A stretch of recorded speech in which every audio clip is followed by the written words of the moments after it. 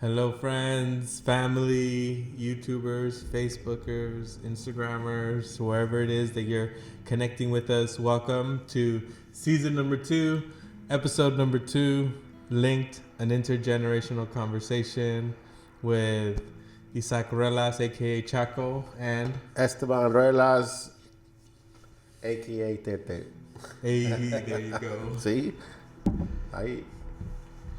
And last week, if you were able to check out that episode, we talked about unconditional love.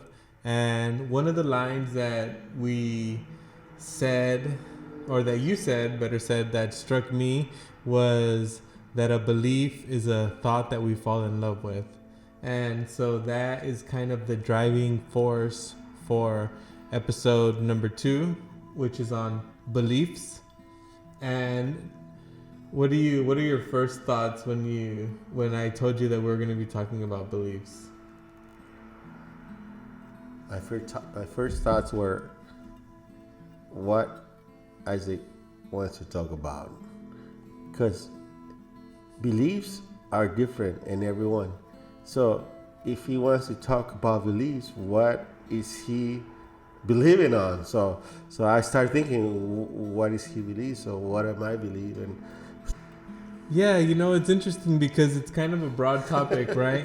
And I feel like unconditional love also was kind of a broad topic, and our conversations always land us somewhere, and I think that's the beauty of the way in which we're able to flow and make this kind of art. And as I was thinking about beliefs, some of the ways I was engaging it were, what are beliefs that I have that have changed and over time, right? And then what are also some beliefs that I have that I hold on to, and why? Where did that information come from? Where did that thought, right? If it's a thought that we fall in love with, where did we first hear that thought? And how did that thought become a belief, right? Yeah. As we explore, at least for the next whatever minutes, what beliefs are for each of us. It's just because, again, when you told me about beliefs, beliefs, like I say, it's just my opinion. It's a judgment. It's an opinion. It's a thought that we have, that we been repeating and repeating and repeating, or we had been told repeatedly, or pull the trigger in a moment, and that makes us believe. It's like probably one of the worst that anyone can have, in this case myself, is being told that I cannot do something. And it got me at the wrong moment, because I was trying and I could not make it. So whoever tells me, especially if it's someone I trust, which it might be the next one, right? Trust. So someone I trust tells me that I'm not good and I'm not going to be able to make it. So then after that moment, guess what? I believe I wasn't meant to do that. Yeah, it's just an example. Yeah. Well, and what's coming up for me is like the ways in which the beliefs, maybe we inherit them in an experience, right? And it could be like, at least right now, I know the word trauma, is a word that's being used and acknowledged way more than it has been in the past. Or actually, I don't know, I'm experiencing that, at least.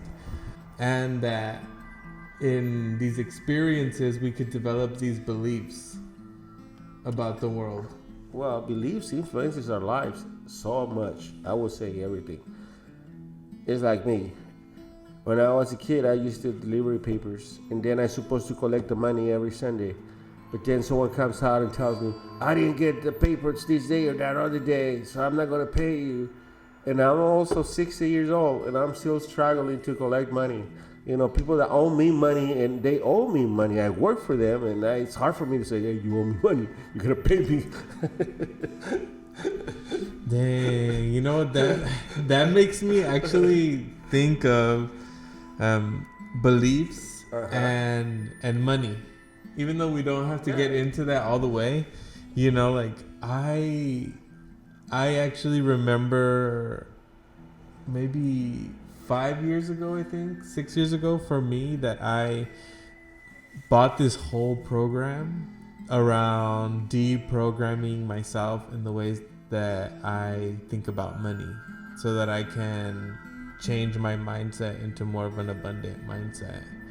And it's something that really took me a long time to kind of understand why I need to believe different things about money. There are more than one. When we talk about beliefs, we can talk about identity. We can talk about, like you say, financially. We can talk about different ways. If you ask me, and you can think differently, to me, the only thing that belongs to ourselves, is what we believe. But the beauty of that is that just because you own it doesn't mean beliefs own you. So we can change our beliefs. Yeah. And I think that's sometimes that's sort of the alchemy of life. For me, when I think about changing beliefs, and even going back to this money beliefs, and how I had to realize that there was things that I caught, and one of the messages that I caught was that money was the root of all evil. And so I internalized that if I wanted money, that I was then an evil person. That's what I believed unconsciously. Well, it's like knowledge. People say knowledge is power. But it's not knowledge that is power. What is power is how we use the knowledge. So same thing with the money. Money can be the root of all evil if we allow money to own us instead of us owning the money. Mm-hmm. And it goes to everything, to knowledge, to power. I mean, and it's worth, I guess, as we're talking, engaging what is the process of looking at our beliefs, and then what does it mean to try on a different belief and be in that process. In my opinion, the process is emotion and action. Sometimes our emotions are what gonna develop our belief. Okay. And sometimes our actions, you can, it's like falling in love. We fall in love by going back over and over and over. See? It's like one time Facundo Cabral says, love never ends. Love only is transferred from one place or from one person to another.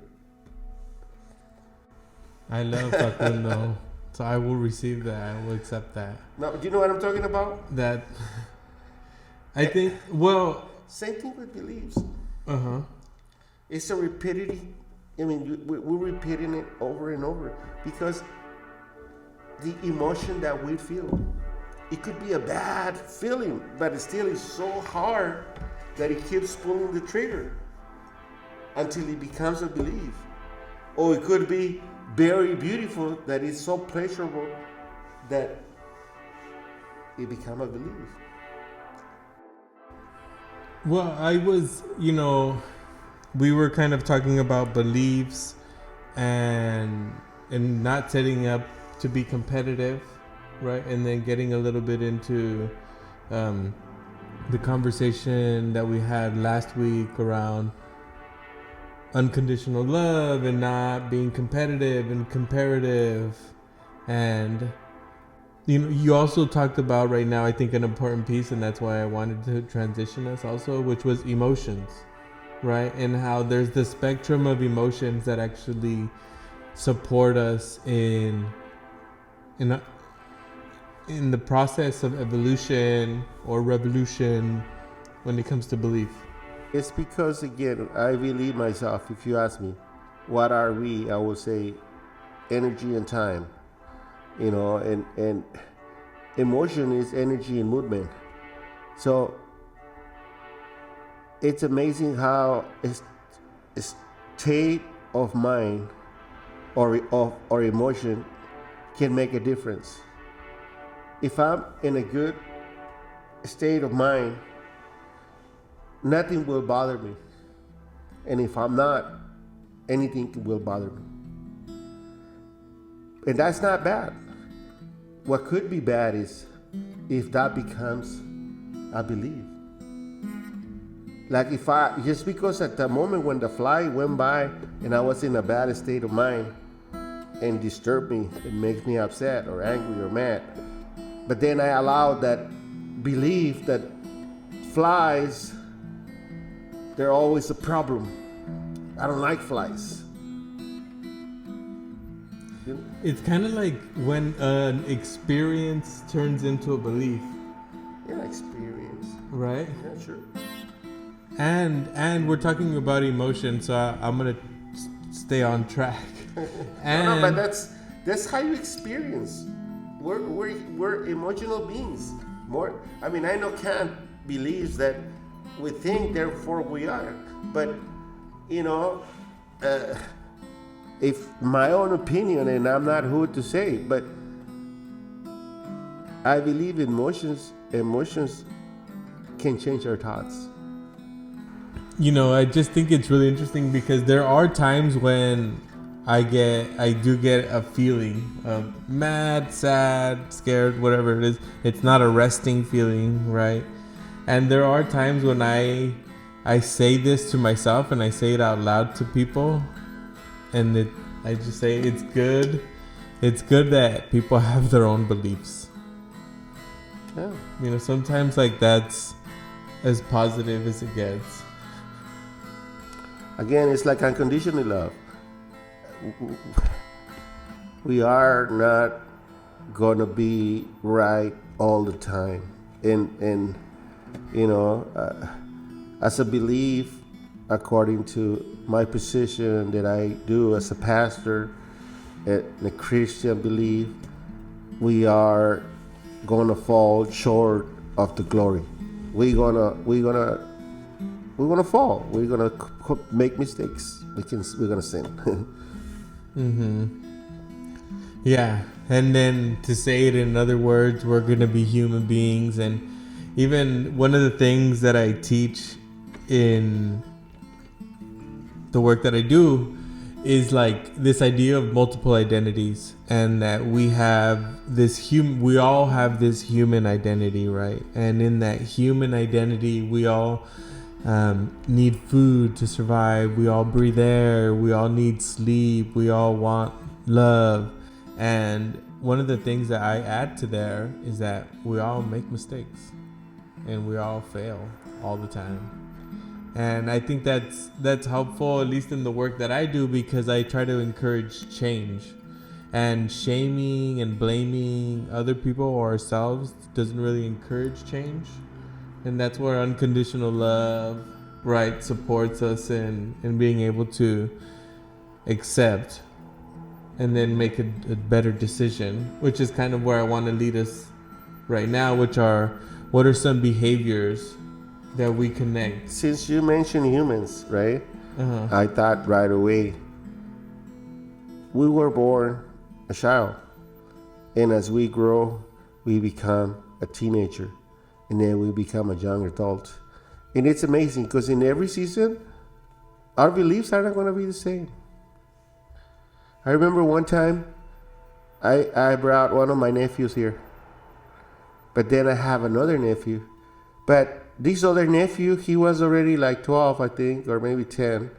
And the other one was only like 6 or 7. So when I put them together, One wanted to talk about cartoons, and the other one wanted to talk about something else. So I have to come in, being older, hopefully wiser, or just at least believe that I was. So it's amazing. As humans, not just what you say, but what you say we're right, but I'm just thinking about the stages in life. Because sometimes we get trapped into a belief. When I was a kid, I was told by someone that I was dumb. That was when I was a kid. I'm not a kid anymore. I'm an adult. And guess what? I'm still dumb. I'm not dumb anymore. And that's why we're talking about change, right? Believe in change. Like Dr. Phil. How's it Why? work for you? Yeah. So that's why? And I think even the question of, I was gonna say suffering, right? When it's not working, when you can tell, because sometimes you can trick yourself, and even the world plays along, right? And sometimes it's like, gotta pay them. You can see it. You can tell, yeah. And you don't have any more money to pay them. Yeah, but you don't have any more. As long as you can pay them, you can feel good. As long as you have money at the bar to pitch in for everybody, you're the best guy there. And everybody loves you, and you're having so much fun. Once your wallet is empty and your credit cards are full, then you're I don't know what is he doing here. Well, you know what? Actually, no. That makes me think feelings, right? That's why we're talking about this, that's one of the things that you brought up, and the reason that I brought up the theory was whenever we're not feeling relief, right? If there's nothing that we can do that brings relief, maybe change. Also, too, when it's too pleasurable. I know it's hard to believe, but if it's too easy, you better watch out. We might be going down. Oh, yeah, easy comes, easy goes. Yes, yeah. So, because if we're holistics and we believe like pleasure and pleasure, which isn't bad. I mean, I love pleasure, but sometimes pain isn't bad. I mean, we can learn maybe more out of pain sometimes than out of pleasure. Mm-hmm. I think, as we're engaging this topic of beliefs, and I want to say that it is scary when the time comes to examine a belief. Yeah. Right? Especially if you've spent a long time with that belief. Especially if you fall in love so much that you even want to give your life for it. And then it comes time to examine and even imagine life without that belief. Imagine someone with a tumor. I know, and I'm sorry, and I don't mean to say it like this. It's just an example, but, that tumor is killing you. It needs to be cut and take away. It might take away part of your body, but it's either it cut it and take it out and you leave, and of course you're gonna miss that piece or that part of your body, but that's what it needs to be done. That a belief can become like that? What it can become like that tumor. Most people believe that we cannot live, let's say, like alone. Like what they call the limitants beliefs. Yeah, something limited beliefs. There you go. Uh-huh. Some people believe they cannot live alone by themselves. And guess what? It is hard. And I learned that lesson when I was like 16, 17 years old. And it was hard. I'm not going to say it wasn't. That's why I say pain sometimes teaches us more and we can learn more. But that's the only way for us to learn. And if I wouldn't allow that to be gone, I don't know what I would be or what I would be doing. It's interesting that pain is such a powerful catalyst for change. Like they say, pain is needed. Suffering is optional. So We don't have to suffer if we accept the pain through the learning process as a teacher, as a master. So if we allow pain to become a master, we're not going to suffer. And I'm not saying we will suffer, but not the same as we suffer and we don't learn anything. Yeah. Okay, I have an example. There you go. That's the spirit. Don't be too mean. I see it coming. Oops. So my example was that, and it sort of just came to me, right, that I believe that I couldn't be an artist. And I also believed that it was my destiny to just be a worker. You know, to work and that I wouldn't be one of those people who lives their dreams. I would be one of those people who works, because that's my position in life. And when at the last job that I had the belief also that this was the best job I was ever gonna get. And so I stayed there, you know. I stayed there. I was happy for when I was happy, and then there came a time when I couldn't find relief. Nothing I did gave me relief. There was just only one thing that, you know, really needed to happen at that point. And I didn't really come to think of it as a belief until later, until like a year after I quit and I was trying to bring some abundance into my life. But I will say that one of the reasons that I knew that a belief was involved is because I said this to my partner 2 years before I quit. I said, if I was an artist, then I would be living a different life. And she said, what do you mean? And I said, well, if I was an artist, this is what I would be doing. I would be, you know, blah, blah, blah, expressing myself. I would be living a life like I am today, actually, is almost what, to an extent, what I described. And I said, but I'm not an artist. So. Well, probably the worst was that you believe you weren't. Exactly, yeah. And that there came a time when I just had to believe that I'm an artist. Yeah, it's like, I remember the movie Anzi. You know, even before that movie, I always believed it has to be something more. You know, not just get up every day and do what you do, go back to sleep. It has to be something more. It has to be something out there. You know, one of the greatest things that we have as a child, it's imagination. It's how we are things, you know, and it's amazing how we get domesticated, and our beliefs start going downhill, and since they're going downhill, we start to believe in other things, and then at the end of the day, it's just like,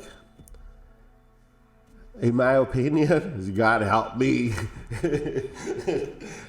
You know, it's the only thing I can think of. It's not a thing, but that's the way to say it. God help me. And I can say myself, in my opinion, is that God had helped me. And I'm glad. Well, and you know what that made me think of another poetic phrase like you did last week, which is that imagination is almost like infinite beliefs, right? And that because in this world that we live in, a part of the world that we project is framed in our beliefs, and within imagination. The thing is that sometimes we don't see the difference between possibility and probability. And sometimes we want probabilities without possibilities. And the thing is that without a possibility, the probabilities could be null. But I cannot say because I'm not who to say, but in my opinion, it could be no. But as we grow, we pass the stage from a child to a teen, a preteen, and teen, and all that. We have to keep believing that it can be possible. It can be possible. It's not probable. I don't have what it takes. I don't know how to do it. But it can be possible. That's what we need to do with our beliefs. Be a skeptic of your beliefs, because what we're talking about today is those beliefs that they're holding you back. And we know we have it, but we don't know how we got them or how to get rid of them. And Isaac, he can tell you, with books. I'm not, but I can tell you because I lived them. I went through them. And I can tell you that at times it's pleasurable, at times it's painful, but it does not matter if it was painful or pleasurable, as long as we can say, I am the same, but I am not the same. What had changed? My beliefs. Yeah. Right? Yeah. And you know what one of the pieces that is painful, I think, is that change doesn't happen all the time for everybody. And it can be painful when for me at least, if I'm in a community where the beliefs are pretty homogenous, right? Everybody has the same beliefs. And then when I start to question or to change my beliefs, the ways in which people do act differently, right? They will act right. We all act. We all gonna do it, and I think we discussed this, not on the table, but at least I discussed it and tried to tell you, because we all gonna do that. Mm-hmm. I am gonna do it. You are gonna do it. The thing is that we don't see it because we're blind by our beliefs. That's, you know what I mean. When it's like amazing. We only see what we believe, right? What we want to see, and we want to see only what we believe. Yes, especially because we're not present, which is that's kind of deep, because everybody thinks that we are present, because we think we're present because we're going through the process of the pleasure or the pain, the two things that we're always trying to avoid, or to have. But being present is more than just, oh yeah, I was present. I can tell you a few times when I being present. One time it was in middle school. I was there sitting down listening to this mathematics teacher. He was talking and talking, and all of a sudden I got it. I go like, yeah, I got what he said. And I got so excited, I don't know. So I go like, I got it. The teacher looked back and he kicked me out of the class. But you know what? Guess what? I don't care. I got it. And that's kind of funny because that's the blessing of being present. It is, but that's the blessing and the curse, the pleasure and the pain. There you go. I love when I cry and laugh at the same time. So, we started off talking about beliefs, wondering where we would go. And, I think one of the things that stuck out for me during our conversation was be a skeptic of your own beliefs. I think that's a powerful statement and a powerful thought and even belief if people want to take that on. And I also think another powerful piece was the ways in which emotions and our feelings are also drivers for us to look inside and examine and be a skeptic of our own feelings. I'm wondering if there's any final thoughts that you have before getting into our closing ritual. Well, I just want to say the opposite of what you say, but that I'm not saying in a negative way. It's like just because it's pleasurable one time, that doesn't mean it will be pleasurable all the time. So don't attach that. Don't believe that. It was fun. It was pleasurable. It was present at the moment and you felt it. Be glad. Be thankful. But don't attach it. It's not a belief. It was a moment. Same thing with painful. Don't attach that pain. Learn from it. Don't make that, well, like we were told by our parents, my generation. I have to learn that way, so you have to learn that way too. For me, it was painful, so you gotta, but there's some good and bad in that, like in everything, but it's just a belief. And so with that, we want to do our closing ritual of appreciation. Yeah. I want to say that let's see, there's so many ways to appreciate, and I was thinking about it actually earlier today, and I just want to appreciate your presence and appreciate that we can have such an engaging and fun dialogue, and that there's other people that I know who enjoy dialoguing and conversating, and I tell them, oh, I gotta introduce you to my dad so that you can find somebody else who enjoys conversating. So I just want to appreciate that about you. Well, thank you. I want to thank you too, Isaac, and I appreciate you too, and I know you gotta, I always tell other people, if you have a question or if you need help, you can always call Isaac.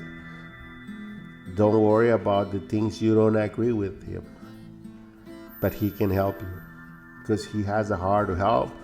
And I'm not promising you that he's not going to charge, but probably he won't, but he can help. Thank you. I appreciate that. I received that. And that is today's episode of Linked. Thank you so much for spending this time with us. I want to ask people to comment down below. Are there any beliefs that you've examined that you are a skeptic of for yourself, not for others, right? Staying focused on ourselves. Are there any beliefs that you have confronted and changed? Write down below. How did it feel? What were some of the thoughts and behaviors? And, in comparison to your community, what was it like? Comment down below, like, subscribe, welcome to our page. If there's a topic that you want to hear us talk about, also comment down below. If you have any questions for us specifically also as well, let us know and we'll give you a shout out. If you have a question, you have the answer. Yeah. Thank you. See you all next week. Oh yeah. Thank you. God bless. Let's see. All right, and then let's just do